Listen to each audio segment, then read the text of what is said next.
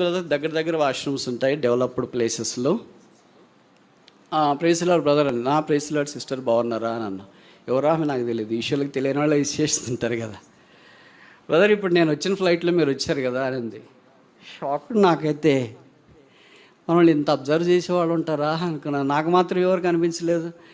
అవును సిస్టర్ మీరు వచ్చిన ఫ్లైట్లోనే వచ్చాను, ఇప్పుడు అదే ఫ్లైట్లోనే వచ్చాను. మరి మీరు ఫ్లైట్ దిగేసి అప్పుడు ఇంత తొందరగా ఎలాగ వచ్చారంటే వచ్చేసాను బ్రదర్ అని. ఎక్కడి నుండి ఎక్కడి దాకా అంటే పలానా దాకా ట్రావెల్ చేశానని. మరి ఇప్పుడు ఏం చేస్తున్నారు మీరు అని అంటే, ఇక్కడ చిన్న పని ఉంటే ప్రభు కొరకు చేశాను బ్రదర్ అని. ఏం చేశారు సిస్టర్ అని చూస్తే చేతికి ఆమె గ్లౌజెస్ ఉన్నాయి, ఒక బ్రష్ పట్టుకుని ఉంది, ఫినైల్ బాటిల్ అది ఏదో బకెట్ పట్టుకుని ఉంది. ఇందాక వాష్రూమ్స్ టాయిలెట్ క్లీన్ చేసి వచ్చాను బ్రదర్ అని అంది. నా కళ్ళు చెమ్మగిల్లాయి. ఉదయం ద్రవీభవించినట్టు అయిపోయింది, వెంట్రుకలు పడుచుకున్నట్లు అయిపోయింది. మొత్తానికి నేను ఫ్లైట్లో ఒక సహోదరి ట్రావెల్ చేసింది అని అంటేనే అంత సామాన్యమైన వాళ్ళు కాదు కదా. మొత్తానికి అప్పుడు నేను అడిగాను, సిస్టర్ మీరు ఏం చేస్తారు అని అంటే, షాకింగ్ ఆన్సర్ తెలుసా, నేను ఆ విమానం పైలట్ని.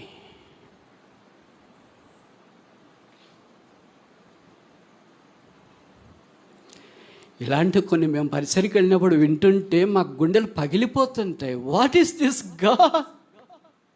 విమానం పైలట్టా? ఈ విషయాలకు పైలట్ ప్యాసింజర్లు చూసే అవకాశం లేదు, బట్ ఎలాగో చూసేశారు. కానీ పైలట్ అయిపోయిన తర్వాత ఖాళీ స్థలంలో వాళ్ళకి 5 స్టార్ హోటల్లో అకామిడేషన్ ఉంటుంది.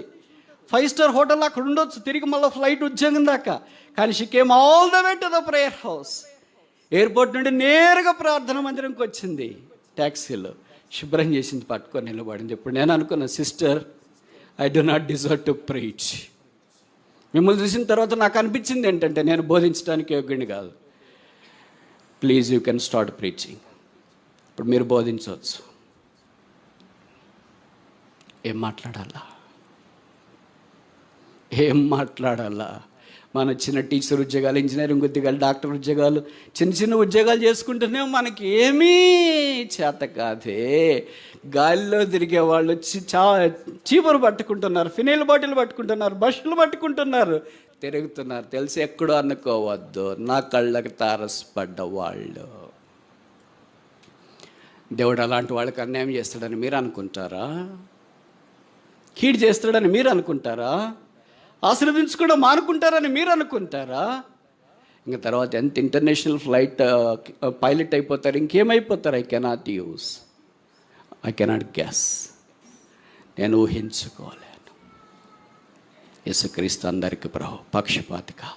దేవుడు ప్రేమించి చదువు, ఉద్యోగము అది ఇది ఇస్తే ఇప్పుడు అవే మనకు ఆటంకాలు అయిపోయినాయి.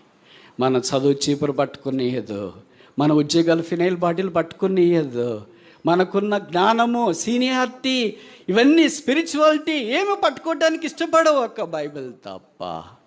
ఇది చేత్తో పట్టుకోవటానికే కానీ హృదయంలో కార్యసిద్ధి కలిగించడానికి కాదు. నువ్వు పని చేయకపోతే తప్ప, ఇంకా వేరే వాళ్ళు చేయట్లేదని ఎవరు చెప్పారు నీకు? విమానాల్లో పైలట్లు దిగి పని చేస్తున్నారు దేవుడి కొరకు. నువ్వు నేనంత దారముడి పోయి దానయ్యలు తుక్కారాంలో.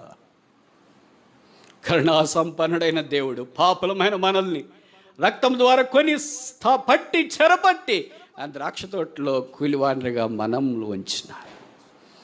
ఇది నా ఆయన యొక్క పని కొరకై, సేవ చేయట కొరకై పూనుకోవడం మన గురుతరమైన బాధ్యత కదా.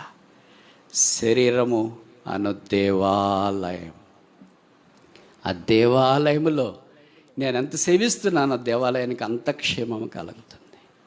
నేను ఎంత సేవించలేము. ఇంట్లో అంతే కదా, తల్లి ఎంతోమందికి సహాయం చేస్తుంది, భర్తకు, పిల్లలు, ఇరుగు పొరుగు అందరికి సేవ చేస్తున్న వాళ్ళు అందరూ ఇక్కడ దాకా వచ్చింటారు. ఏం లేకుండా ఉంటే రాలేరుగా. అలాగే దేవుని మందిర ఆత్మ సంబంధమైన పరిచర్య. నేను భౌతికమైన పరిచర్య గురించే మాట్లాడలేదు. మీరు భౌతికమైన పరిచర్య ఒకటే తలంచుకోవద్దండి. ఆత్మ సంబంధమైన పరిచర్య ఏమి చేసినట్లు ఉపవాసం ఉండి ప్రార్థన చేసి ప్రజల కొరకే దేవుని సన్నిధిలో ఉదయం లేచిన వెంటనే కన్నీటితో చేతులెత్తి ప్రార్థన చేసే ఇలాంటి విధవరాలు లాంటి వాళ్ళు ఉంటే ఎంత ఆశీర్వాదం. ఇది మనం చేయలేకపోతే ప్రభు దగ్గరికి ఎట్లా రాగలం?